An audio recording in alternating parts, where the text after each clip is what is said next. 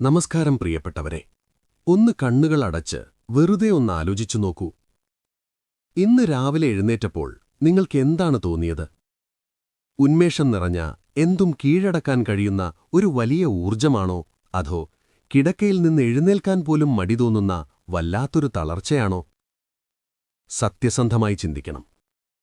പലപ്പോഴും നമ്മൾ വിചാരിക്കുന്നത് ക്ഷീണമെന്നത് ജോലി തിരക്കുകൊണ്ടോ അല്ലെങ്കിൽ ഉറക്കക്കുറവുകൊണ്ടോ മാത്രം സംഭവിക്കുന്ന ഒന്നാണെന്നാണ്. എന്നാൽ അത് വെറുമൊരു ക്ഷീണമല്ലെങ്കിലോ? നിങ്ങളുടെ ശരീരം നിങ്ങളോട് നിശബ്ദമായി സംസാരിക്കുന്നതാണെങ്കിലോ? എനിക്ക് വയ്യ, എനിക്ക് പഴയതുപോലെ പോരാടാൻ കഴിയുന്നില്ല എന്ന് നിങ്ങളുടെ ഉള്ളിലെ കാവൽക്കാരൻ നിലവിളിക്കുന്നതാണെങ്കിലോ? അതെ, നമ്മൾ ഇന്ന് സംസാരിക്കാൻ പോകുന്നത് ആ കാവൽക്കാരനെക്കുറിച്ചാണ്. കണ്ണിന് കാണാത്ത, എന്നാൽ നമ്മുടെ ജീവൻ ഓരോ നിമിഷവും കാത്തുസൂക്ഷിക്കുന്ന ആ മഹാശക്തിയെക്കുറിച്ചാണ്. രോഗപ്രതിരോധശേഷി അഥവാ ഇമ്മ്യൂണിറ്റി. കഴിഞ്ഞ കുറച്ചു കാലങ്ങളായി നമ്മൾ ഏറ്റവും കൂടുതൽ കേട്ട വാക്കും ഇതുതന്നെയാണ്. ഒരു ചെറിയ തുമ്മൽ കേൾക്കുമ്പോഴേക്കും ഭയപ്പെടുന്ന, പുറത്തിറങ്ങാൻ മടിക്കുന്ന, സ്വന്തം ശരീരത്തെ സംശയത്തോടെ നോക്കുന്ന ഒരു കാലഘട്ടത്തിലൂടെയാണ് നമ്മൾ കടന്നുപോകുന്നത്. പണ്ടൊക്കെ മഴ നനയുന്നത് ഒരാഘോഷമായിരുന്നു. ഇന്ന് മഴയൊന്ന് ചാറിയാൽ, കാറ്റൊന്ന് വീശിയാൽ നമ്മൾ പേടിക്കുന്നു. അയ്യോ, പനി വരുമോ, ജലദോഷം പിടിപെടുമോ എന്ന ആധി നമ്മളെ വേട്ടയാടുന്നു. എപ്പോഴാണ് നമുക്ക് നമ്മുടെ ശരീരത്തിലുള്ള വിശ്വാസം നഷ്ടപ്പെട്ടത്? എപ്പോഴാണ് നമ്മൾ ഇത്രയേറെ ദുർബലരായത്? ഇതിനൊരുത്തരമുണ്ടോ? തീർച്ചയായുമുണ്ട്. പ്രകൃതി നമുക്കായി കരുതിവെച്ച ചില അത്ഭുതങ്ങളുണ്ട്. ആയിരക്കണക്കിന് വർഷങ്ങൾക്ക് മുൻപേ ലബോറട്ടറികളോ മൈക്രോസ്കോപ്പുകളോ ഇല്ലാതിരുന്ന കാലത്ത് നമ്മുടെ ഋഷിവര്യന്മാർ കണ്ടെത്തിയ ചില രഹസ്യങ്ങൾ. മരുന്നുകളല്ല, മറിച്ച് പ്രകൃതിയുടെ അനുഗ്രഹങ്ങൾ. നമ്മുടെ അടുക്കളമുറ്റത്തോ അല്ലെങ്കിൽ തൊട്ടടുത്തോ ഒക്കെ ഉണ്ടായിരുന്നിട്ടും നമ്മൾ കാണാതെ പോയ, അല്ലെങ്കിൽ നമ്മൾ മറന്നുപോയ ചില പച്ചമരുന്നുകൾ. ഇന്ന് ഞാൻ നിങ്ങളുമായി പങ്കുവയ്ക്കാൻ പോകുന്നത് വെറും 3 അത്ഭുത ഔഷധങ്ങളെക്കുറിച്ചാണ്. നിങ്ങളുടെ ശരീരത്തിന്റെ നഷ്ടപ്പെട്ട ആ കരുത്ത് തിരിച്ചുപിടിക്കാൻ, ഉള്ളിലെ കെട്ടുപോയ ആ തീജ്വാലയെ വീണ്ടും കത്തിക്കാൻ ഈ 3 പേർ മാത്രം മതി. ഇത് കേവലം അറിവല്ല, ഇതൊരു ഓർമ്മപ്പെടുത്തലാണ്. ആയുർവേദമെന്നത് വെറുമൊരു ചികിത്സാശാസ്ത്രമല്ല, അതൊരു ജീവിത രീതിയാണ്. പ്രകൃതിയോട് ചേർന്ന് നിൽക്കുമ്പോൾ കിട്ടുന്ന സുരക്ഷിതത്വമാണ്. ആ സുരക്ഷിതത്വത്തിന്റെ കഥയാണ് നമ്മൾ ഇന്ന് പറയുന്നത്. അതുകൊണ്ട് ഈ യാത്രയിൽ ഓരോ നിമിഷവും ശ്രദ്ധയോടെ കേൾക്കുക. കാരണം ഈ അറിവ് ഒരുപക്ഷെ നിങ്ങളുടെയോ നിങ്ങളുടെ പ്രിയപ്പെട്ടവരുടെയോ ജീവിതം തന്നെ മാറ്റിമറിച്ചേക്കാം. ശ്രദ്ധിച്ചിട്ടുണ്ടോ ചില ആളുകളെ? എന്ത് കാലാവസ്ഥാ മാറ്റം വന്നാലും, ചുറ്റുമുള്ളവർക്കെല്ലാം പനി വന്നാലും അവർക്കൊന്നും സംഭവിക്കില്ല. അവർ എപ്പോഴും ഊർജ്ജസ്വലരായിരിക്കും. അവരുടെ മുഖത്ത് ഒരു പ്രത്യേക തെളിച്ചമുണ്ടാകും. എന്താണ് അവരുടെ രഹസ്യം? ആയുർവേദത്തിൽ ഇതിനെ ഓജസ് എന്ന് വിളിക്കുന്നു. നമ്മുടെ ശരീരത്തിലെ സകല കോശങ്ങളുടെയും സത്തയാണ് ഓജസ്. എപ്പോഴാണോ ഓജസ് കുറയുന്നത്, അപ്പോഴാണ് രോഗങ്ങൾ നമ്മളെ ആക്രമിക്കാൻ തുടങ്ങുന്നത്. ഒരു കോട്ടയുടെ മതിലിടിഞ്ഞാൽ ശത്രുക്കൾക്ക് എളുപ്പത്തിൽ അകത്ത് കയറാമെന്ന് പറയുന്നതുപോലെ, ഓജസ് കുറയുമ്പോൾ ഏതു വൈറസിനും ബാക്ടീരിയയ്ക്കും നമ്മുടെ ശരീരത്തിൽ കയറി ആധിപത്യം സ്ഥാപിക്കാം. എന്നാൽ ഇന്ന് നമ്മൾ പരിചയപ്പെടുന്ന ഔഷധങ്ങൾ ചെയ്യുന്നത് ആ മതിൽ കെട്ടിപ്പടുക്കുകയാണ്. സിമന്റും കല്ലും കൊണ്ടല്ല, പ്രകൃതിയുടെ ചൈതന്യം കൊണ്ട്. നമുക്ക് ആദ്യത്തെ ഔഷധത്തിലേക്ക് കടക്കാം. ഇവനെ നമുക്ക് കരുത്തിന്റെ രാജാവ് എന്ന് വിളിക്കാം. പേര് കേൾക്കുമ്പോൾ തന്നെ അതിലൊരു ഗാംഭീര്യമുണ്ട്. അശ്വഗന്ധ. അശ്വം എന്നാൽ കുതിര, കുതിരയുടെ ഗന്ധമുള്ളത് എന്നർത്ഥം. എന്നാൽ ആയുർവേദം പറയുന്നത് മറ്റൊന്നാണ്.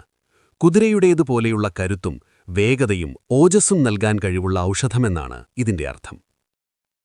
ഒന്ന് ആലോചിച്ചു നോക്കൂ. ഒരു യുദ്ധക്കുതിരയെ, എത്ര ഓടിയാലും തളരാത്ത, മസിലുകൾ കുരുക്കിന്റെ ബലമുള്ള, എപ്പോഴും ജാഗ്രതയുള്ള ഒരു കുതിരയെ. ആ കുതിരയുടെ ശക്തി നിങ്ങളുടെ ശരീരത്തിലെ ഓരോ കോശത്തിനും ലഭിച്ചാലോ? അതാണ് അശ്വഗന്ധ ചെയ്യുന്നത്.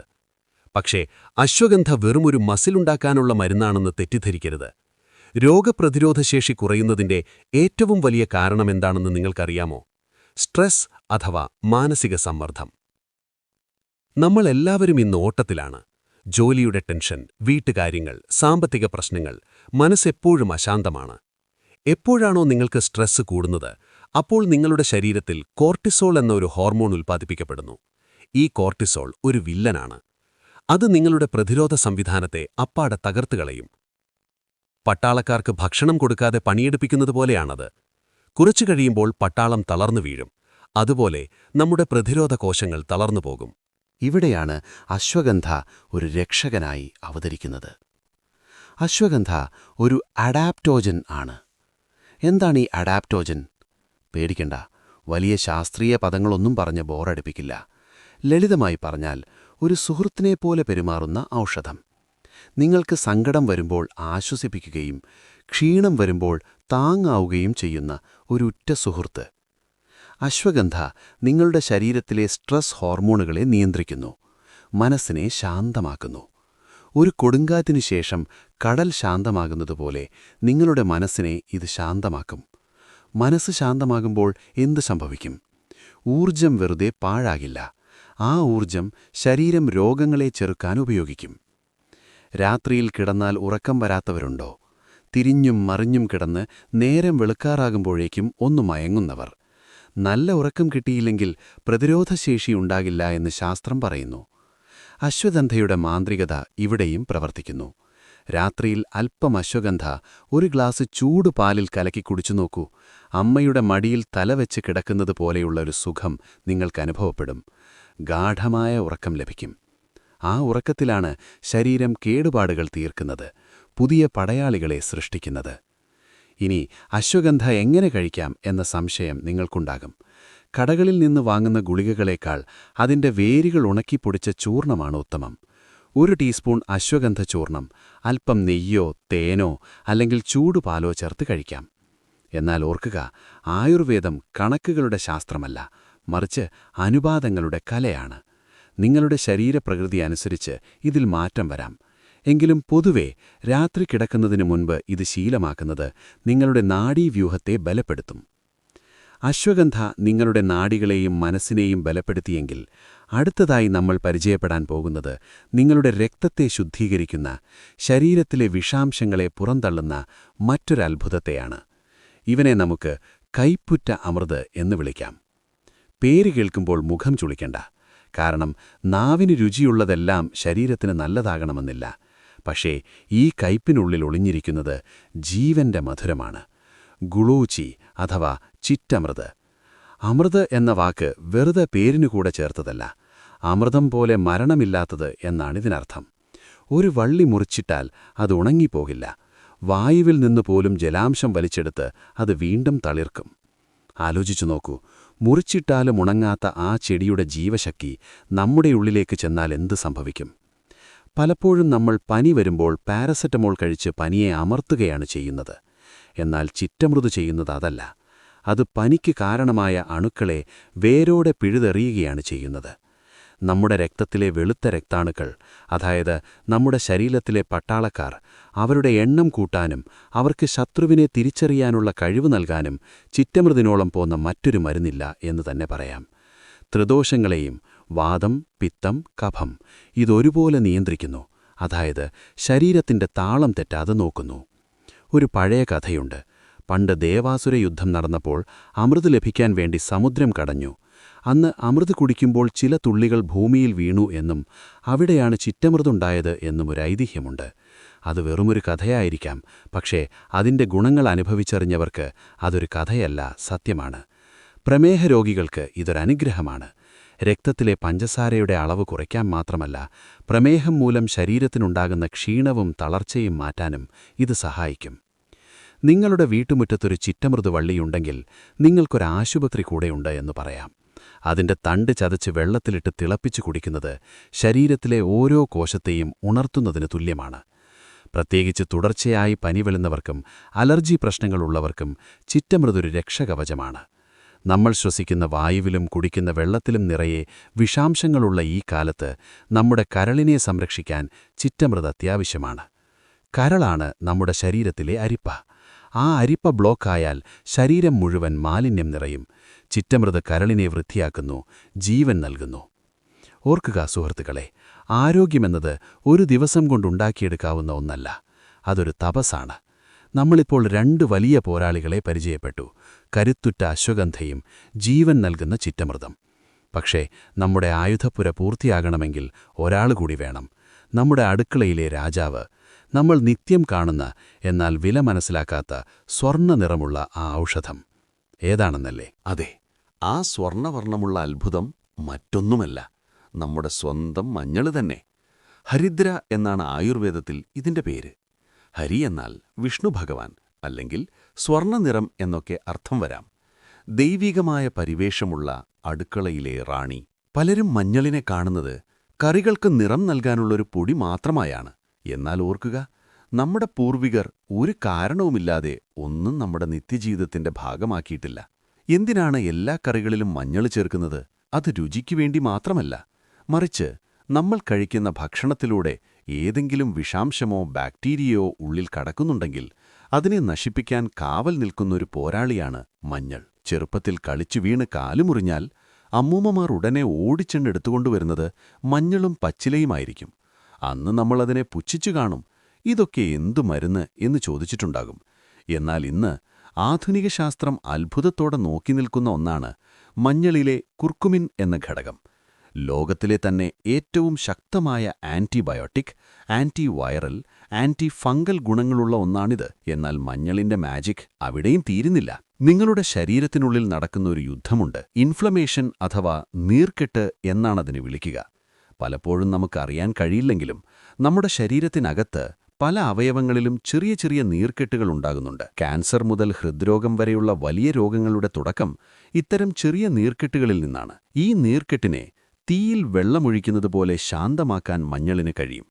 അത് ശരീരത്തിലെ വേദനകളെ വലിച്ചെടുക്കുന്നു. ഒരു പെയിൻ കില്ലർ കഴിക്കുമ്പോൾ അത് തലച്ചോറിലേക്കുള്ള വേദനയുടെ സിഗ്നലിനെ തടയുക മാത്രമാണ് ചെയ്യുന്നത്. എന്നാൽ മഞ്ഞൾ ചെയ്യുന്നത് വേദനയുടെ കാരണത്തെ തന്നെ ഇല്ലാതാക്കുകയാണ്. പക്ഷേ മഞ്ഞൾ ഉപയോഗിക്കുമ്പോൾ ഒരു ചെറിയ രഹസ്യം കൂടി നിങ്ങൾ അറിഞ്ഞിരിക്കണം. മഞ്ഞൾ വെറുതെ വെള്ളത്തിൽ കലക്കി കുടിച്ചാൽ അതിന്റെ ഗുണം പൂർണ്ണമായി ശരീരത്തിന് കിട്ടില്ല. മഞ്ഞളിലെ കുർക്കുമിനെ രക്തത്തിലേക്ക് വലിച്ചെടുക്കണമെങ്കിൽ അതിനൊരു കൂട്ടുകാരൻ വേണം. ആരാണെന്നോ? നമ്മുടെ കുരുമുളക്. അതെ, കറുത്ത പൊന്ന്. മഞ്ഞളും കുരുമുളകും ചേരുമ്പോൾ അതൊരത്ഭുത മരുന്നായി മാറുന്നു. പൂട്ടും താക്കോലും പോലെയാണത്. കുരുമുളകിലെ പെപ്പറിൻ എന്ന ഘടകം മഞ്ഞളിന്റെ ഗുണത്തെ 2000 മടങ്ങാണ് വർദ്ധിപ്പിക്കുന്നത്. ഇനി എങ്ങനെയാണ് ഈ സ്വർണ്ണ ഔഷധം കഴിക്കേണ്ടത്? പാശ്ചാത്യലോകം ഇന്ന് ഗോൾഡൻ മിൽക്ക് എന്ന് പേരിട്ട് ആഘോഷിക്കുന്ന നമ്മുടെ സ്വന്തം മഞ്ഞൾപ്പാൽ തന്നെ ഉത്തമം. രാത്രി കിടക്കുന്നതിനു മുൻപ് ഒരു ഗ്ലാസ് ചൂടുപാലിൽ 1/4 ടീസ്പൂൺ മഞ്ഞൾപ്പൊടിയും 1 നുള്ള് കുരുമുളക് പൊടിയും അല്പം പശുവിൻ നെയ്യും ചേർക്കുക. നെയ്യ് ചേർക്കുന്നത് എന്തിനാണെന്നോ? മഞ്ഞളിലെ ഗുണങ്ങൾ കൊഴുപ്പിൽ അലിയുന്നവയാണ്. അത് വേഗത്തിൽ കോശങ്ങളിലെത്താൻ നെയ്യ് സഹായിക്കും. ഈ പാനീയം കുടിച്ചു നോക്കൂ. തൊണ്ടയിലെ അസ്വസ്ഥതകൾ മാറും. ശ്വാസകോശത്തിലെ കഫക്കെട്ട് അലിഞ്ഞുപോകും. ശരീരം മുഴുവൻ ഒരു ഊഷ്മളത അനുഭവപ്പെടും. ഒരമ്മയുടെ കരുതൽ പോലെ അത് നിങ്ങളെ പൊതിഞ്ഞു പിടിക്കും. പ്രിയപ്പെട്ടവരെ, നമ്മളിപ്പോൾ 3 വലിയ ശക്തികളെക്കുറിച്ചാണ് സംസാരിച്ചത്. മനസ്സിനും നാഡികൾക്കും കരുത്തു പകരുന്ന അശ്വഗന്ധ, രക്തത്തെ ശുദ്ധീകരിച്ച് അമൃതം പകരുന്ന ചിറ്റമൃത്, രോഗങ്ങളെ തടുത്തു നിർത്തി മുറിവുകളെ ഉണക്കുന്ന മഞ്ഞൾ. ഈ 3 പേരും ചേർന്നാൽ പിന്നെ ഏതു വൈറസിനാണ് നിങ്ങളെ തോൽപ്പിക്കാൻ കഴിയുക? ചിന്തിച്ചു നോക്കൂ. ഇതൊരത്ഭുത ത്രികോണമല്ലേ നമ്മുടെ ഋഷിവര്യന്മാർ നമുക്ക് സമ്മാനിച്ച അമൂല്യനിധികൾ. പക്ഷേ ഒരു കാര്യം ഓർമ്മിപ്പിക്കട്ടെ, ഈ മരുന്നുകൾ മാത്രം കഴിച്ചതുകൊണ്ട് നമ്മൾ പൂർണ്ണ ആരോഗ്യവാന്മാരാകുമോ? ഇല്ല. ഒരു യുദ്ധം ജയിക്കാൻ ആയുധങ്ങൾ മാത്രം പോരാ, ആ ആയുധം ഉപയോഗിക്കുന്നവന്റെ മിടുക്കുകൂടി വേണം. നിങ്ങളുടെ ശരീരമാണ് ആ യുദ്ധക്കളം. ഈ ഔഷധങ്ങൾ പ്രവർത്തിക്കണമെങ്കിൽ നിങ്ങൾ നിങ്ങളുടെ ശരീരത്തോടും നീതി പുലർത്തണം. നമ്മൾ വണ്ടിയിൽ പെട്രോൾ അടിക്കുമ്പോൾ ഏറ്റവും നല്ല പെട്രോൾ തന്നെ വേണമെന്ന് നിർബന്ധം പിടിക്കും. പക്ഷേ സ്വന്തം വയറ്റിലേക്ക് എന്ത് ചവറ്റുകുട്ടയും വലിച്ചുവാരിയിടും. മായം കലർന്ന ഭക്ഷണവും കൃത്രിമ പാനീയങ്ങളും കഴിച്ച് എന്നിട്ട് മഞ്ഞൾ വെള്ളം കുടിച്ചാൽ രോഗം മാറുമോ? ഇല്ല. ആയുർവേദം പറയുന്നത് ആഹാരം തന്നെയാണ് ഔഷധം എന്നാണ്. പ്രകൃതിയോടിണങ്ങിയ ഭക്ഷണം കഴിക്കുക, സൂര്യൻ ഉദിക്കുമ്പോൾ ഉണരുകയും അസ്തമിക്കുമ്പോൾ വിശ്രമിക്കുകയും ചെയ്യുന്ന ഒരു ശീലമുണ്ടാക്കിയെടുക്കുക. ആധുനിക കാലത്ത് ഇത് ബുദ്ധിമുട്ടാണെന്നെനിക്കറിയാം. പക്ഷേ ആരോഗ്യമില്ലാതെ എന്ത് നേടിയിട്ടും കാര്യമുണ്ടോ? ആശുപത്രി കിടക്കയിൽ കിടന്ന് സമ്പാദിച്ച പണത്തിലേക്ക് നോക്കുമ്പോൾ നിങ്ങൾക്ക് സന്തോഷം തോന്നുമോ? ഇല്ല സുഹൃത്തുക്കളെ, ആരോഗ്യമാണ് ഏറ്റവും വലിയ സമ്പത്ത്. ആ സമ്പത്ത് കാത്തുസൂക്ഷിക്കേണ്ടത് നിങ്ങളുടെ മാത്രം ഉത്തരവാദിത്തമാണ്.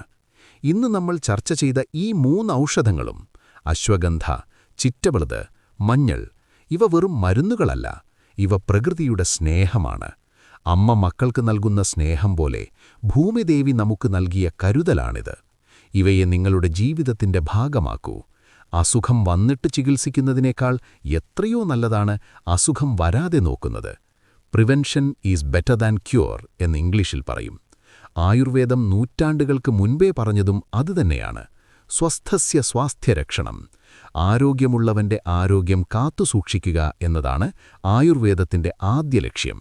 ഇന്ന് തന്നെ തുടങ്ങൂ. വലിയ മാറ്റങ്ങളൊന്നും വേണ്ട, ചെറിയ ചെറിയ മാറ്റങ്ങൾ മതി.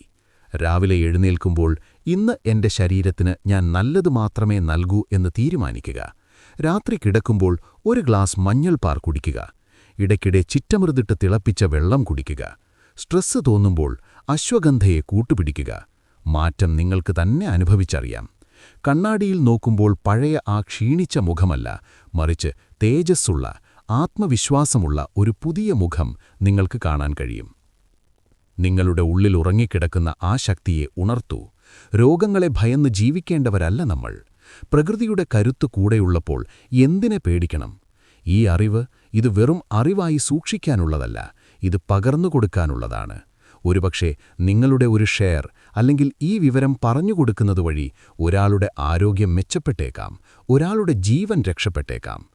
നല്ല കാര്യങ്ങൾ പങ്കുവയ്ക്കുമ്പോൾ അത് വർദ്ധിക്കുകയേ ഉള്ളൂ. ഈ വീഡിയോ നിങ്ങൾക്ക് ഉപകാരപ്പെട്ടു എന്ന് കരുതുന്നു.